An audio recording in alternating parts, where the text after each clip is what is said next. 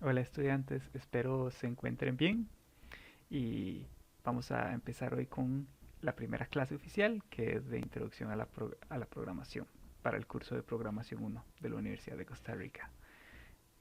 Hoy tenemos que hablar de bastantes temas, entonces empecemos de una vez. Hoy vamos a empezar desde lo más básico, cuál es alguna terminología importante de la computadora.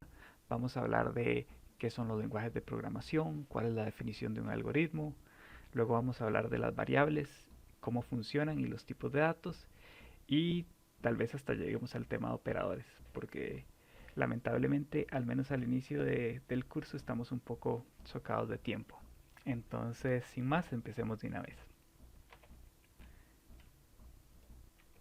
El primer tema que vamos a tocar es el de terminología de la computadora y vamos de una vez. Probablemente muchos de ustedes se han preguntado qué es una computadora en algún momento de sus vidas. Una computadora es básicamente una máquina que tiene la capacidad de realizar un conjunto definido de operaciones lógicas y aritméticas. Pero si la definición se quedara ahí, muy probablemente muchos de ustedes me dirían, bueno, profe, entonces una calculadora es técnicamente una computadora. Sí, no. La diferencia principal entre una calculadora y una computadora es que la computadora, otra de sus características, es que tiene capacidad de propósito general. Eso significa que con el conjunto de instrucciones que posee es posible realizar una infinidad de propósitos. Se controla por medio de programas, que esto más adelante vamos a definirlo, y usualmente se divide en dos elementos principales, el software y el hardware. El hardware se refiere a la parte física de la computadora. Es todo aquello que ustedes pueden tocar con sus manos. Generalmente se divide en componentes que probablemente ustedes ya conocen como el procesador, la memoria, el almacenamiento y los dispositivos, donde tenemos monitor, teclado, cámara web, micrófono, lo que sea.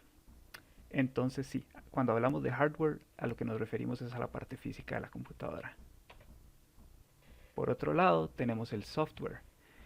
Cuando hablamos de software nos referimos a las instrucciones o datos que utiliza la computadora para funcionar. Un dato es básicamente toda aquella información que está estática dentro de la computadora o que se modifica solo en ocasiones especiales, como cuando ustedes tienen un archivo de Word, solamente cuando ustedes modifican el archivo se modifican los datos. En cambio, las instrucciones las podemos pensar como programas. Son códigos especiales que hacen que la computadora haga algo. Sin importar si son datos o instrucciones, el software viaja a través del hardware. Inicialmente se encuentra almacenado en dispositivos de almacenamiento como discos duros, llaves mallas, discos de estado sólido y pasa desde ese estado de almacenamiento a la memoria principal y de la memoria principal al procesador, quien se encarga de trabajar con ellos. Básicamente, si pensamos que el hardware es el cuerpo de la computadora, el software es la mente, es lo que piensa. Ahora viene una definición importante, la definición de programa. ¿Qué es un programa? Bueno, como ya dijimos antes, el programa es aquello que se usa para controlar la computadora y básicamente se define como una secuencia o una serie de instrucciones que sirven para llevar a cabo una tarea particular. Algo que es importante pensar es que la computadora es una máquina eléctrica. Todo lo que ocurre dentro de ella son cargas eléctricas o diferencias de potenciales eléctricos. Esto es lo que nosotros llamamos bits y básicamente los representamos como un 0 o un 1 que representan la presencia o la ausencia de esa carga eléctrica. Los programas están escritos en lenguaje máquina, que con eso nos referimos a una secuencia de unos y ceros, que básicamente esas cargas eléctricas, esos bits, le dicen a la computadora cómo funcionar. Un detalle importante de esto es que una sola de esas cargas, un 1 o un 0, se denomina bit. Pero adentro de las computadoras, la unidad mínima que tiene sentido para la computadora es un conjunto de 8 bits, a lo que se le llama un byte. Muy probablemente ustedes han notado que si llegan a una compañía telefónica y les ofrecen un paquete, no sé, de 4 megas, Ustedes creen que cuando lleguen a usar su computadora van a poder descargar a 4 megabytes, pero notan de repente que en realidad solo están descargando a 500 kilobytes. Esto es porque los paquetes de internet se venden en megabits, pero las computadoras utilizan bytes para procesar. Entonces, en realidad, cuando alguien les esté ofreciendo un paquete de telefonía o de internet, lo que está haciendo, lo que está vendiendo son bits y ustedes deben dividir esa velocidad entre 8 para saber cuál es la velocidad real que van a obtener. Una vez que ya tenemos la definición de lo que es un programa, entonces es posible preguntarnos, bueno, ¿y cómo se escriben estos programas? Es aquí donde entra el tema de los lenguajes de programación. Un lenguaje de programación es básicamente un lenguaje formal que describe una serie de instrucciones para la computadora. Se caracteriza por tener sintaxis y semántica. Esto lo que significa es que no podemos escribirlos como queramos, sino que se rigen por ciertas reglas. Los lenguajes de programación en general se clasifican según sus niveles de abstracción, en tres grandes categorías: el lenguaje máquina, el lenguaje ensamblador y el lenguaje de alto nivel, que los vamos a ver más adelante.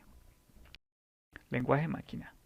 Se encuentra en binario. Es el equivalente a escribir directamente en el lenguaje que ejecuta la computadora. Son las instrucciones directas del procesador ya escritas en binario. Básicamente resulta críptico e ilegible. Uno simplemente no puede leer ese código directamente sin saber el significado de los valores. El lenguaje ensamblador es un lenguaje de programación a bajo nivel. Se caracteriza porque las instrucciones que contiene son básicamente instrucciones del procesador convertidas uno a uno en forma legible para los humanos.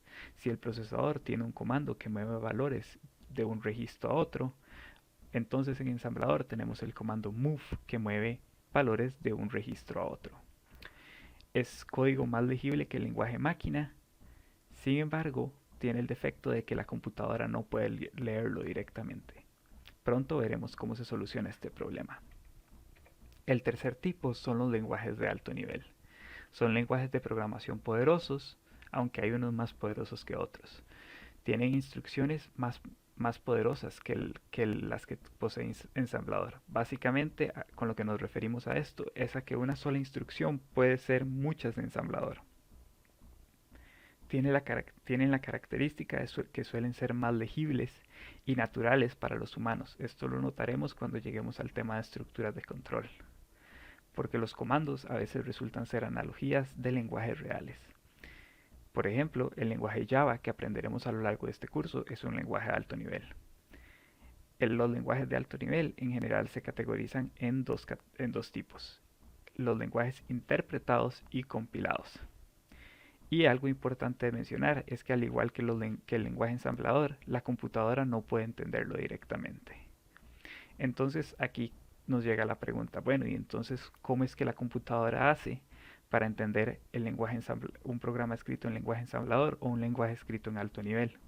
Bueno, para eso existen los compiladores. Un compilador es un programa que convierte código que está escrito en lenguaje ensamblador o en un lenguaje de alto nivel a lenguaje máquina que la computadora puede interpretar. Básicamente agarra el código y lo convierte en un código que la computadora ejecuta. Una ventaja que posee es que solo es necesario compilar el código una vez. Uno agarra el código, lo convierte a un ejecutable y ese archivo uno lo puede utilizar todas las veces que desee. Sin embargo, tiene varias desventajas. Primero, si uno quiere modificar el código, debe modificar el código y luego volver a compilar todo el proceso. Y otro detalle importante es que dependiendo del sistema en el cual fue compilado, podría o no ejecutar en otras computadoras. Por ejemplo, si compilamos un programa en una computadora Windows y luego intentamos correr ese ejecutable en una computadora Linux, el sistema no va a poder ejecutar el programa. Por otro lado, una alternativa son los lenguajes que son interpretados. Ellos utilizan un intérprete, que es un programa que agarra el código escrito en un lenguaje de alto nivel y lo convierte directamente a instrucciones individuales de lenguaje máquina. A diferencia del compilador, lo hace una por una y lo hace en tiempo real.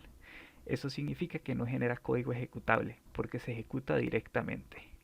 El único defecto que esto tiene es que hay que usar el intérprete cada vez que se quiere ejecutar.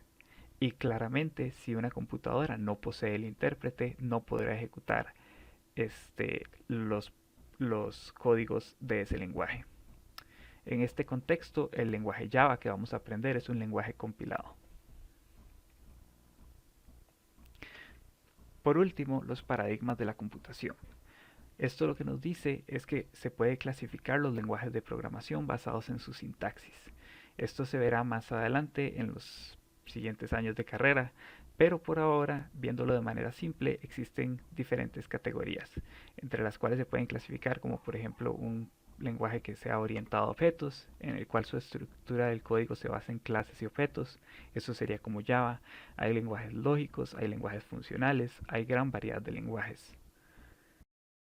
Y aquí tenemos el mapa de términos, donde podemos ver que la computadora se divide en hardware y software. El software contiene programas que hacen que la computadora realice acciones.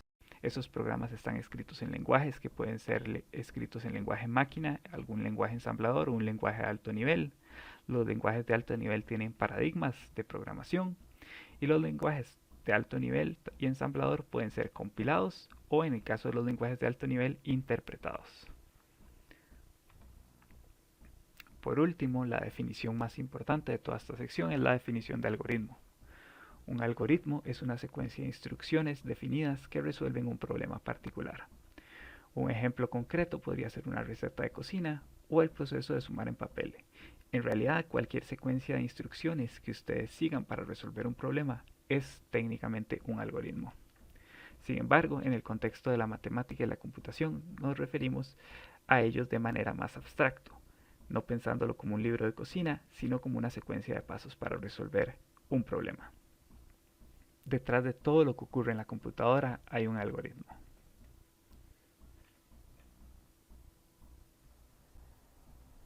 Una vez que ya sabemos lo que es un programa, lo que es un algoritmo, lo que es un lenguaje de programación, entonces ya podemos empezar a preguntarnos cómo empezamos a construir a partir de estas definiciones.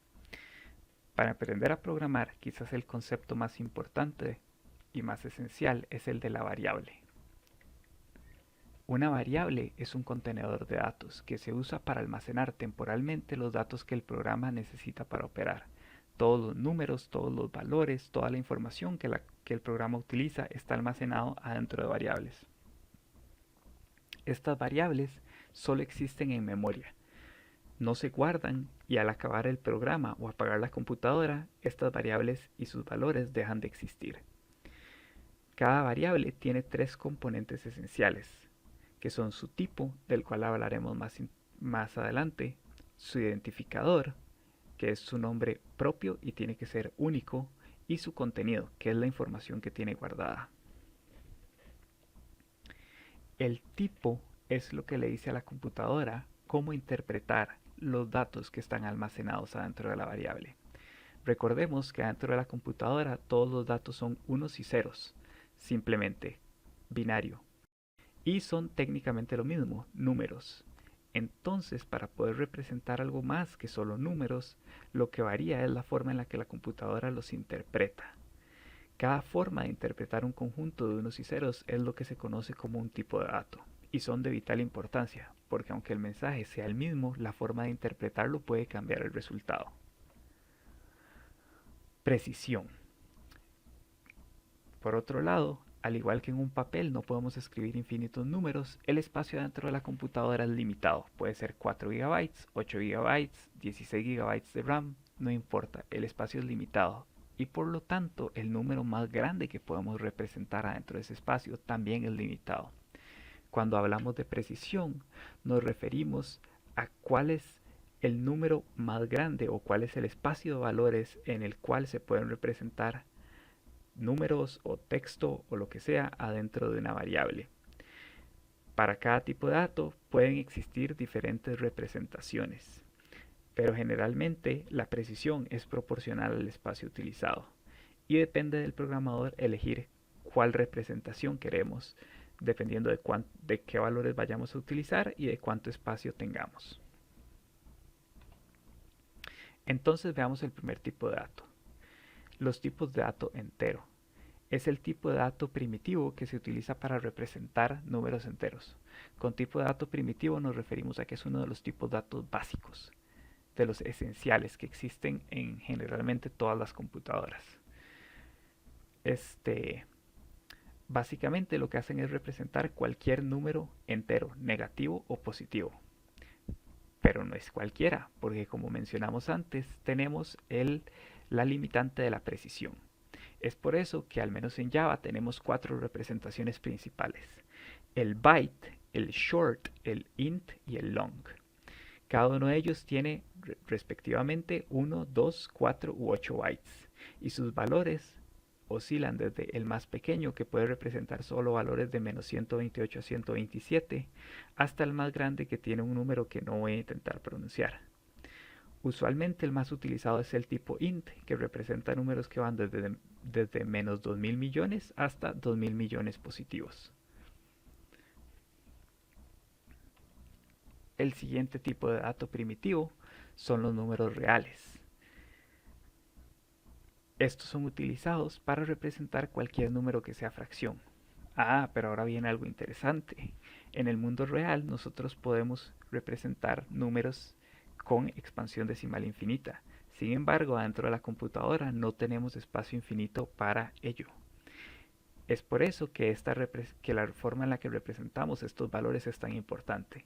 Existen dos representaciones principales: los números flotantes o float, que tienen 4 bytes de precisión, lo cual nos da aproximadamente 7 decimales de precisión, y los valores double, que significa doble, porque es el doble de los flotantes, que son de 8 bytes, que tienen una precisión aproximada de 15 decimales. Esto es solo precisión aproximada. De hecho, en realidad esto varía dependiendo de el rango de valores en el que se encuentren. Entre el número más grande sea, la precisión de los decimales baja. Esto lo verán más adelante cuando lleguen al lenguaje ensamblador.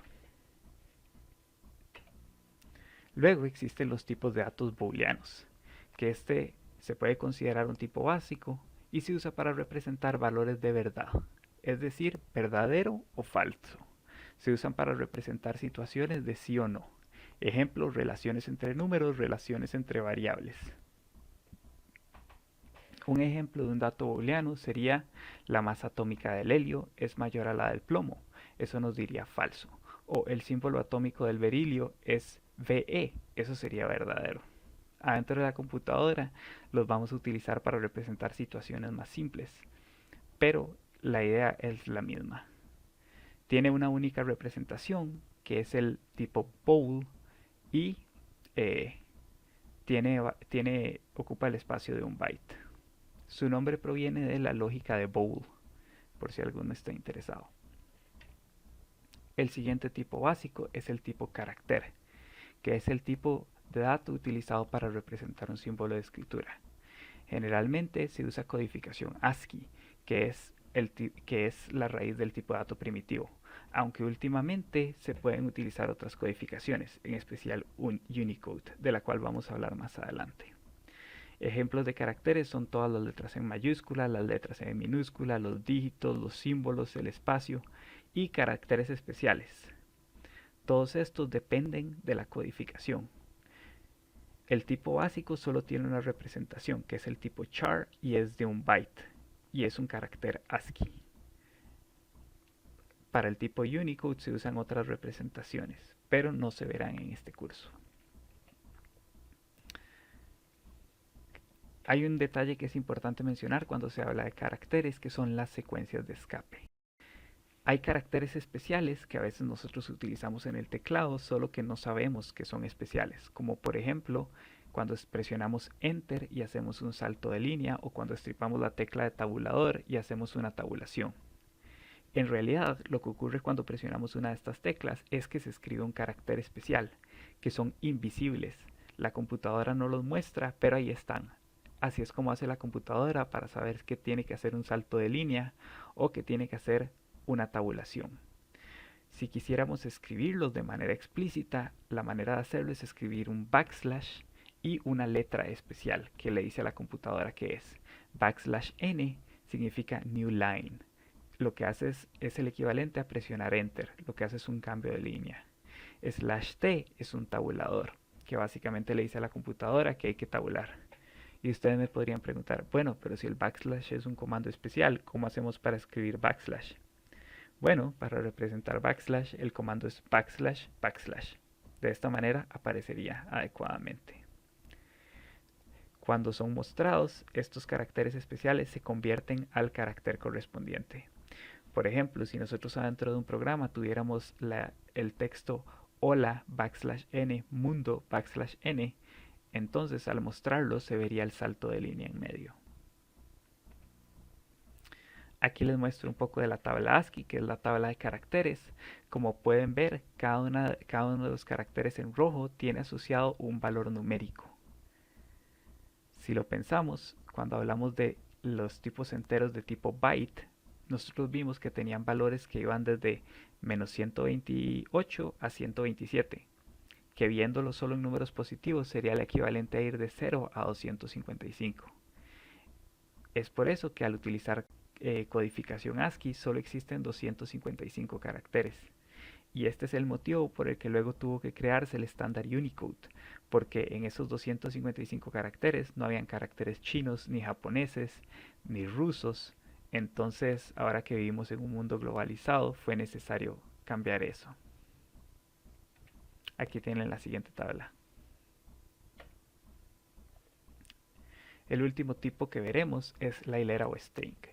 Este no es un tipo de dato básico, de hecho es un tipo de dato complejo, que se utiliza para representar texto. Es en realidad la unión de muchos caracteres. Entonces un ejemplo de hilera sería hola mundo, ejemplo password 1234, son muchos caracteres unidos. El espacio que ocupan adentro de la memoria depende de cuántos caracteres se tengan. Aquí tienen una tabla con un resumen de los tipos. Continuando con el tema de las variables. Como ya mencionamos antes, tienen tres componentes necesarios, el tipo, el identificador y el contenido. Del tipo ya hablamos, es el que le va a decir a la computadora cómo interpretar los valores de bits que tiene almacenadas esa variable. Entonces, si ya sabemos qué tipo de dato almacenará nuestra variable, lo único que nos hace falta es elegir un identificador o nombre y opcionalmente darle un valor o contenido inicial. Esto se hace por medio de la declaración e inicialización respectivamente.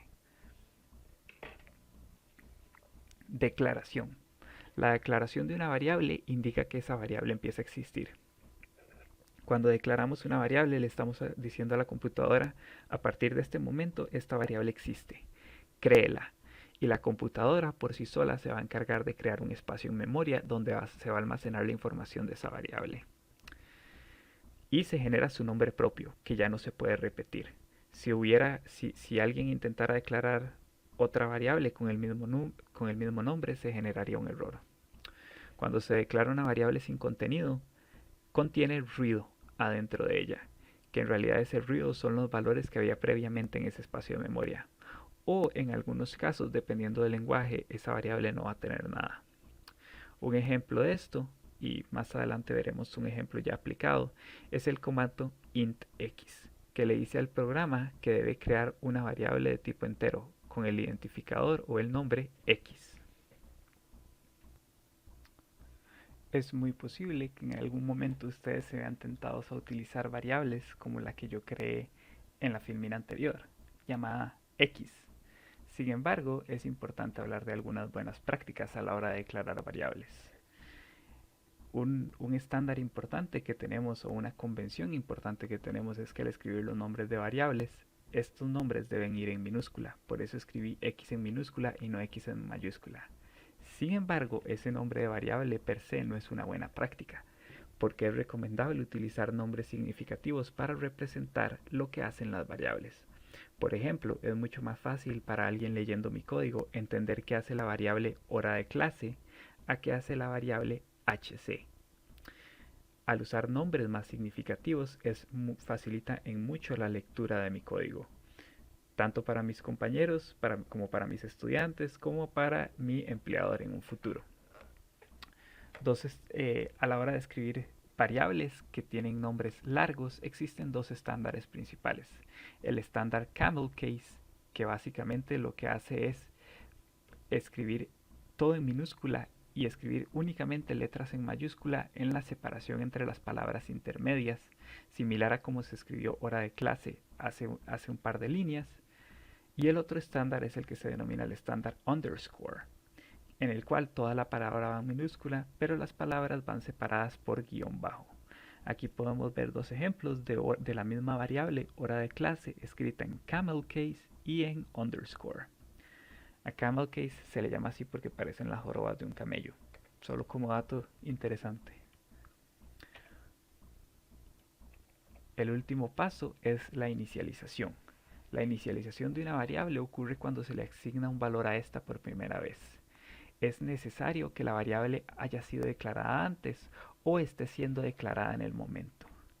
Se asigna el nuevo valor por medio del operador igual. Vamos a hablar de los operadores más adelante. Y funciona distinto dependiendo del tipo de dato.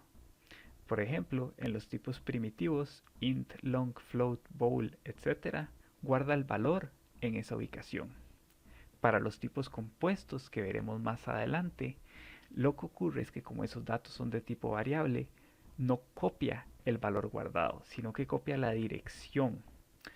Sé que por ahora esto puede resultar confuso, pero créanme que más adelante va a tener mucho sentido. Con esto hemos terminado el tema de tipos de datos y variables, así que es hora de realizar unos ejemplos. Para este curso nosotros vamos a utilizar el ambiente de desarrollo en NetBeans. Para los que nunca lo han utilizado, este es un ambiente de desarrollo en Java que nos permite construir proyectos, desarrollar código y realizar la compilación y ejecución del programa. Entonces, primero creemos aquí un pequeño proyecto, una aplicación. Le podemos poner cualquier nombre, entonces pongamos ejemplo clase 1.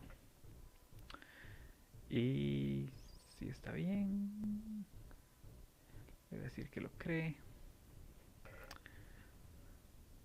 Una vez que se crea el proyecto, que podrán ver acá, se les debería crear algo así. Por ahora no vamos a entrar en detalle de qué es lo que significa este código, ni qué es lo que hace este otro código, pero lo que sí vamos a ver es que aquí tenemos una línea de código llamada main. Esta estructura que aparece aquí, el public static void main, el comando string, unos corchetes y la palabra args, le indica al programa dónde debe empezar. Este código siempre tiene que estar, porque es lo que le indica a Java dónde es que arranca todo el proceso.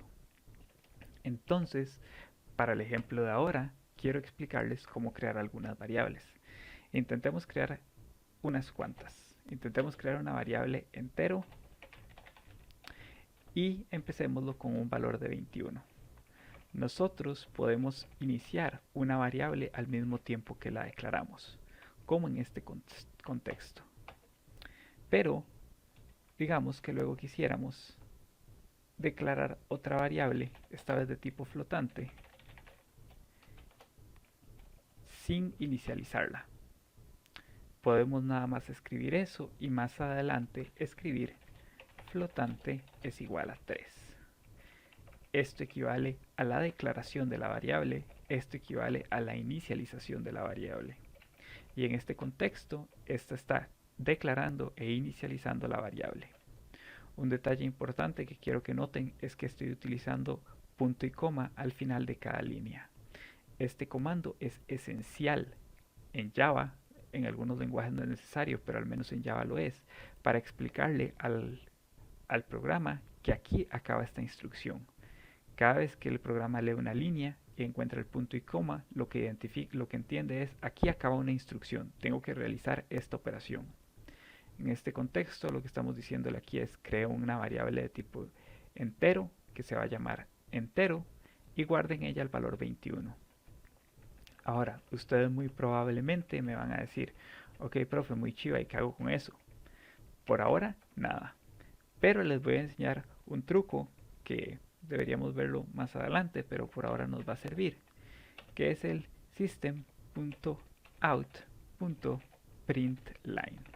Este comando lo que hace es mostrar un mensaje en la pantalla. En este contexto voy a escribir el comando hola mundo para que podamos verlo.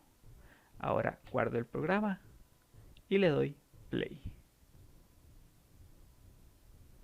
Podemos ver que el programa compiló e imprimió el mensaje hola mundo. Ahora, si recordamos los caracteres de escape, si yo pongo un \n aquí, ¿qué es lo que debería ocurrir? Veamos. Al ejecutar el programa, hola mundo se imprime en líneas separadas. Imprimamos otras cosas. Digamos que ahora quisiéramos imprimir el número que tenemos guardado. Entonces nosotros podríamos poner el número es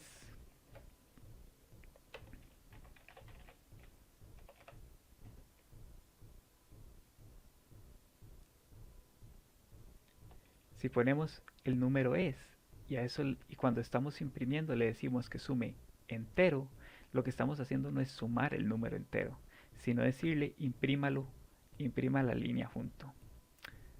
Si nos damos cuenta, si ejecutamos esto, aquí obtenemos el número del 21. Si aquí yo agregara otro comando que dijera que ahora entero va a ser igual a 7 y yo volviera a ejecutar el comando, entonces podríamos ver cómo es que el valor cambia. Primero nos va a decir el número es 21 y luego nos va a decir el número es 7. Es así como logramos definir variables y las inicializamos, las declaramos y las inicializamos y cómo podemos mostrarlas en pantalla. Aunque esto no resulta muy útil por sí solo, ¿verdad?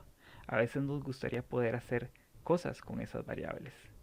Es aquí donde viene el siguiente tema de hoy.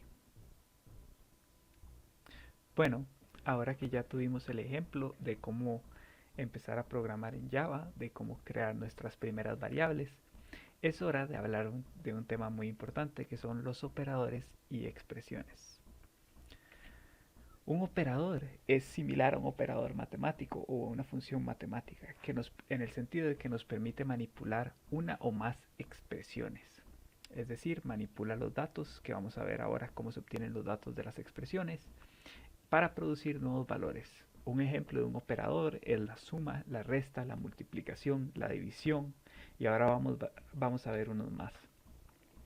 Se clasifican según la cantidad de expresiones con las que trabajan y también su propósito. Una expresión es todo aquello que se pueda utilizar como un operando o pueda ser asignado a una variable.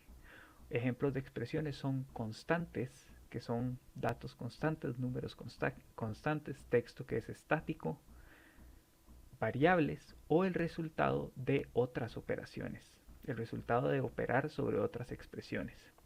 Entonces se pueden realizar múltiples expresiones en una misma línea de código. En este caso, por ejemplo, tenemos un operador más que opera sobre la variable x y y. Esas dos variables se suman y producen un resultado, pero ese resultado, el resultado de esa expresión, es al mismo tiempo un operando del operador por, que está multiplicando por 4, y así sucesivamente. Entonces, quizás los primeros operadores que son de mayor interés para nosotros son los operadores aritméticos. Son los operadores que podemos aplicar a números y cuyos resultados es un número. Son los más utilizados. Existen tanto operadores binarios como unitarios. Con binarios nos referimos a que tienen dos operandos y con unitarios a que tienen solo uno. Entonces empecemos. Operadores aritméticos unarios son aquellos que solo tienen un único operador y de hecho solo hay dos. El operador de negación, que convierte un número en su negativo. Por ejemplo, si nosotros dijéramos menos x y x fuera 4, el resultado sería menos 4. Si x fuera menos 2 y dijéramos menos x, el resultado sería 2. El operador más, que deja el número en su signo actual. Claramente no es muy útil. Luego tenemos los operadores aritméticos binarios, que son aquellos que operan sobre dos operandos, uno a su izquierda y uno a su derecha.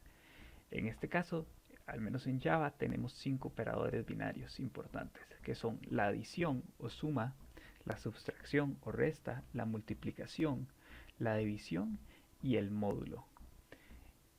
El módulo hace referencia al residuo de la división euclidiana de dos números. Ok, eso suena un poco extraño. No se preocupen por la palabra euclidiana. Eso solo importa cuando estemos trabajando con números negativos. Pero para todos los números positivos con los que trabajemos, cuando hacemos la operación módulo, nos referimos al residuo. Por ejemplo, el residuo de 7 entre 4 es 3. Entonces, si hiciéramos la operación 7 módulo 4, el residuo que nos daría es 3. Luego tenemos operadores relacionales. Son aquellos operadores que sirven para realizar comparaciones y encontrar relaciones. Solamente hay binarios por obvios motivos y calculan si se cumple o no una relación específica. El resultado de utilizar un operador relacional es un valor booleano, un verdadero o un falso. En este contexto tenemos una amplia variedad de operadores relacionales. Como el operador igualdad, que es uno de los más importantes, es representado por dos símbolos de igual consecutivos, que nos sirve para preguntar si el operando de la izquierda es equivalente al operando de la derecha. En el ejemplo tenemos un 3 es igual a 4, que es equivalente a preguntar 3 es igual a 4, lo cual haría que la computadora nos diera por valor falso. Tenemos un operador de desigualdad que se representa con un símbolo de exclamación seguido de un igual, y luego representaciones para el mayor estricto, mayor o igual, menor estricto o menor o igual, que tienen sus funciones de acuerdo a lo que conocemos en la matemática convencional. Los siguientes operadores son los operadores lógicos, que son operadores aplicables a valores booleanos y cuyo resultado es booleano. En este contexto existen binarios y unitarios. Son 4 operadores lógicos. El primero es el operador NOT, que significa no. Es un operador unitario, lo que hace es negar el valor booleano siguiente. Es el equivalente a preguntar no se cumple la siguiente condición. Luego tenemos el operador AND, que es un operador binario. Va a darnos verdadero si ambos valores son verdaderos. Por ejemplo, si nosotros preguntáramos manzanas y naranjas, solo sería verdadero si se cumplieran ambas. El operador OR, o, más bien hace el opuesto del AND. Nos dice si al menos alguno de los dos o ambos es verdadero. Por ejemplo, si yo dijera manzanas o naranjas, sería verdadero si alguna de las dos o ambas fuera cierta. Y el último operador es el comando XOR, que lo que significa es o exclusivo, por eso la X. Sería verdadero si alguno de los dos, pero no ambos, es verdadero. Por ejemplo, estaremos en la playa o en la montaña. Es un o exclusivo, porque no podemos estar en ambos. Decir A XOR B es equivalente a preguntar si se cumple A o B y no se cumple que A y B.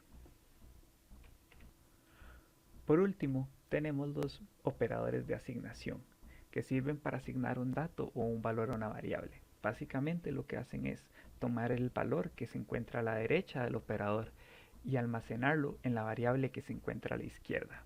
Son estrictamente binarios y es necesario que del lado izquierdo del operador haya una variable. Tenemos una variedad de operadores de asignación. El operador básico, representado por un solo igual, lo que hace es guardar lo que está a la derecha en la variable del lado izquierdo, sustituyendo cualquier valor que hubiera previamente. Sin embargo, el operador de asignación se puede mezclar con los operadores aritméticos que vimos anteriormente para mezclar su operación. Por ejemplo, el operador de adición y asignación, más igual, es equivalente a decir súmele lo que está del lado derecho al valor que ya tiene guardado en la variable a la izquierda. De la misma manera, el operador de resta y asignación, multiplicación y asignación, división y asignación, módulo y asignación, funcionan de la misma manera. Para finalizar, hablemos un poco de la evaluación. La evaluación ocurre cuando una expresión es evaluada para calcular su valor. Lo que ocurre a nivel de la computadora es lo siguiente: se identifican los operadores y los operandos, se calculan las prioridades de los operadores igual que en una calculadora, y los operadores con mayor precedencia son calculados primero. Se repite hasta que la expresión sea completamente resuelta, esto es, cuando no queden operadores y quede un valor o una variable final. La precedencia lo que nos dice es cuál operador se realiza primero. A mayor precedencia se calcula primero, a menor precedencia se calcula de último. La precedencia se puede alterar utilizando paréntesis, igual que en una calculadora. Los valores de precedencia los podemos ver en la siguiente filmina. Lo primero que ocurre son los cambios de signo unitarios, seguidos de las multiplicaciones y divisiones, luego la adición y subtracción, luego las comparaciones y operaciones de igualdad, luego las asignaciones y por último cualquier operador lógico. Ahora que ya sabemos cómo funcionan los operadores, podemos realizar unos ejemplos más complicados que los que hicimos anteriormente.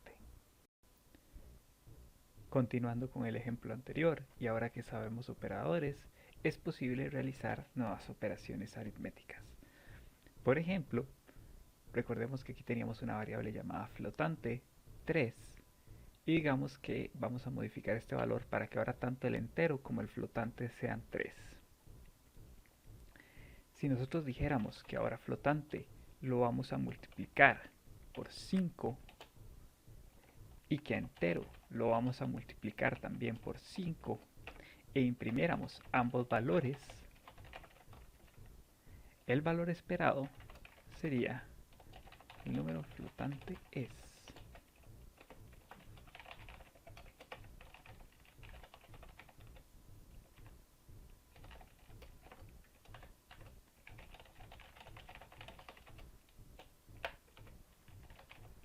Si ejecutáramos este código, así como se encuentra actualmente, los valores que podríamos esperar son 15 y 15.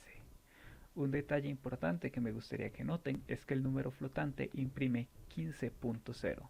Esto es porque recordemos que los valores flotantes son números reales en la medida de lo posible, entonces tienen fracción. Ahora que ambos números están en 15, me gustaría que intentáramos algo diferente. ¿Qué pasaría si yo divido el número entre 4? ¿Qué resultado creen que obtenga? ¿Qué creen que se va a obtener? Bueno, como podremos mirar en unos segundos, el resultado es diferente al que esperamos. Porque para el valor flotante obtenemos 3.75, lo cual es el valor correcto. 15 entre 4 es 3.75. Sin embargo, al dividir el número entero 15 entre 4 obtuvimos el número 3. ¿Por qué ocurre esto? Esto ocurre porque al trabajar con números enteros estamos trabajando libres de decimales y ocurre un proceso que se llama truncación, que significa que cualquier decimal nada más es cortado y desechado. Podría ser que el número fuera 3.99999 y, y probablemente ustedes dirían, pero eso hay que redondearlo hacia 4. No, en el proceso de truncación simplemente se cortan los decimales y se desechan. Entonces, cuando ustedes estén trabajando con datos de tipo entero y realicen una división, este es un detalle que tienen que tener muy en mente. Probemos otras cosas interesantes, ahora que tenemos el entero de vuelta en 3. O aún mejor, creemos una nueva variable, creemos un nuevo entero que se va a llamar entero nuevo, que va a ser igual a 21. ¿Qué creen que va a ocurrir si yo digo que entero nuevo va a ser igual a entero nuevo módulo 5?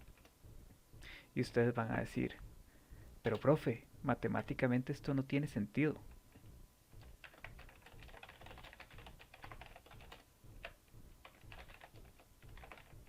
Ustedes me van a decir, profe, matemáticamente esto no tiene sentido. Esta ecuación este pasa a restar y se vuelve cero entero nuevo es igual a módulo 5. Ah, pero aquí no estamos en matemática, estamos en informática. Y este igual no representa una, no representa equidad, no representa una ecuación, representa asignación. Entonces lo que aquí estamos diciendo realmente es que en la variable entero nuevo se va a guardar el resultado de calcular el valor de entero nuevo, que en este caso es 21, módulo 5. Recordemos que módulo lo que hace es calcular el residuo. Entonces, al ejecutar esto, lo que obtenemos es 1, porque el residuo de 21 entre 5 es 1. Bueno, creo que con esto terminamos por ahora. Ustedes pueden construir operaciones aún más complejas. Por ejemplo, podríamos construir el operador entero nuevo por 3. Recordemos que entero nuevo ahora es el número 1. Entonces esto, digamos, entero nuevo más 3 por 5. Esto va a ser 20. Y digamos que a esto le quisiéramos sumar el número entero. Si nosotros hiciéramos esta operación, entonces, si imprimiéramos el resultado,